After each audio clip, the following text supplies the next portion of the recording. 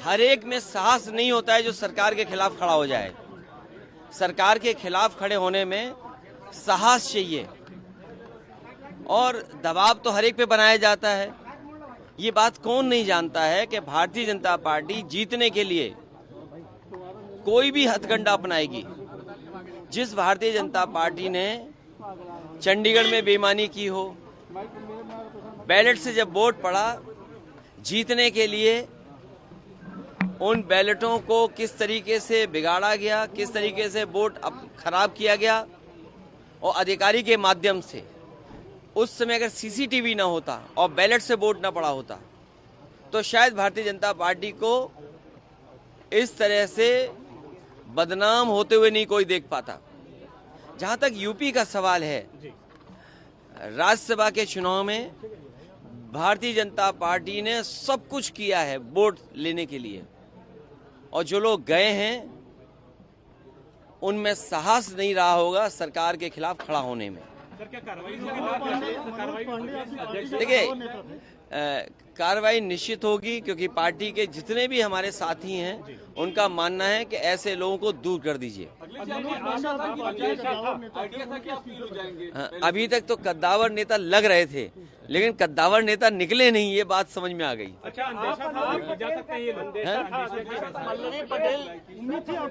देखिए, मैंने आपसे कहा कि सरकार के खिलाफ वोट डालने में साहस की जरूरत है, साहस की जरूरत है।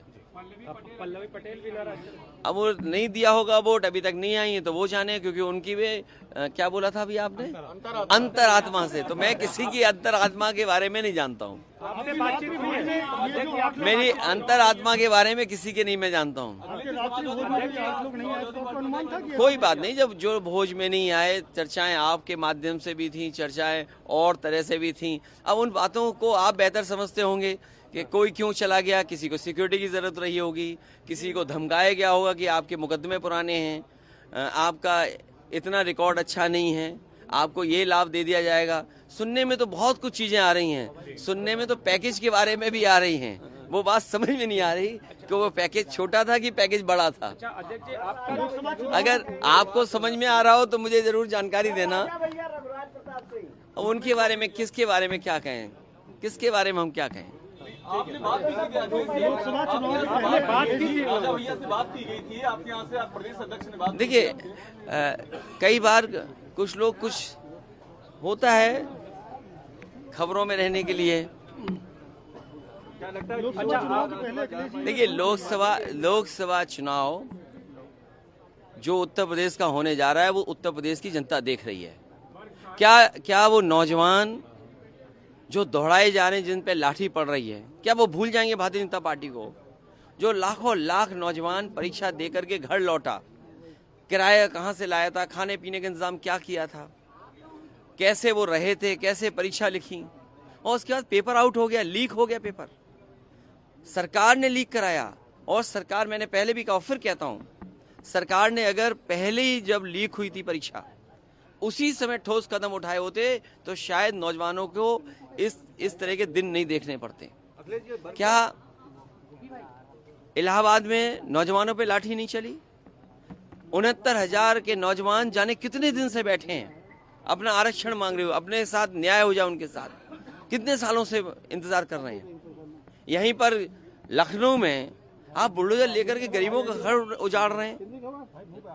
ये लोग जो जब क्षेत्र जाएंगे तो शायद जनता का कैसे फेस करेंगे, हम ही लोगों को नहीं फेस कर पा रहे। सर, आज का कोई असर लोकसभा चुनाव पड़ेगा क्या सर?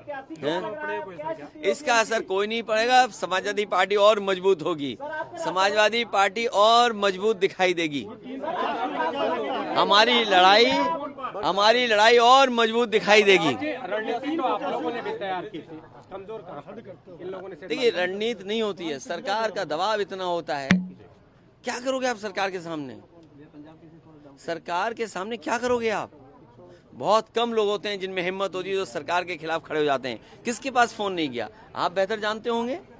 जब प्रदेश के मुख्यमंत्री फोन कर रहे हों या बातचीत कर रहे हों या दिल्ली से फोन आ रहा हो, तो किसकी हिम्मत है जो ना कर दे? अभी क्या स्टेटस देख पा रहे हैं तीनों प्रत्याशी? उम्मीद है समाजवादी पार्टी को भी अंतरात्मा पे लोगों ने वोट दिया होगा। आप लोगों को वोट मिला होगा सर? आप लोगों ने भी अप्रोच किया था? नहीं, हमने किसी से अप्रोच नहीं किया है। ये हमारे काम करने का तरीका नहीं कि अप्रोच करें। अच्छा, हम पे देने को क्या है भाई? हम पे देने को क्या है जो हम किसी पे अप्रोच करें? और जो आएगा वो कुछ लेना चाहेगा। अच्छा, अगर मनोज पांडे के जाना आपके लिए धक्का लगा? अब ये दोनों गए तो मुझे क्या पता है दोनों क्यों गए हैं। ऐसा तो नहीं कि दोनों का हेडक्वार्टर एक ही रहा हो। ओम प्रकाश राजभर जी के 2 विधायक साथ में नहीं आए। भाई मैं नहीं जानता हूँ कौन कहाँ गया है।